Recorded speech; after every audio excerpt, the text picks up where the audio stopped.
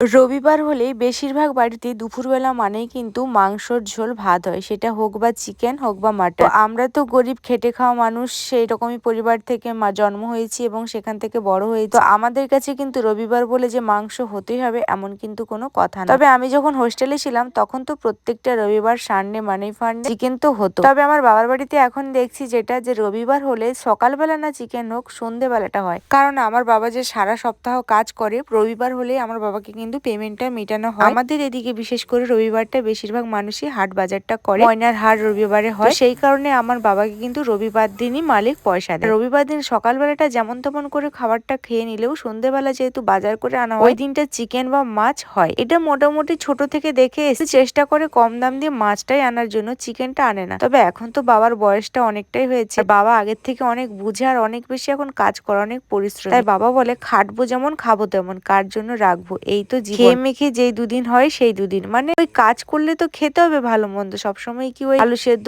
শাক পাতে খেলে হবে, এই হচ্ছে ব্যাপার। তো আজকে তো রবিবার, সেই জন্য আজকে চিকেন হচ্ছে। আর চিকেনটা মা বললো আমাকে বানাতে, কারণ মার তো শরীরটা 2-4 দিন ধরে ভালো নেই, একটু জ্বর জ্বর করছে। আর এই যে হঠাৎ করে ওয়েদারটা চেঞ্জের জন্য মার শরীরটা একটু বেশি খারাপ হয়ে গেছে। তবে আজকেও ঠান্ডাটা কিন্তু বেশ জমিয়ে পড়েছে, মা সেই জন্য বলেছে একদম গরম গরম ভাতের সঙ্গে পাতলা করে চিকেনের ঝোলটা রান্না করতে, এতে খেতে কিন্তু বেশি ভালো লাগবে মায়ের জ্বর মুখেও।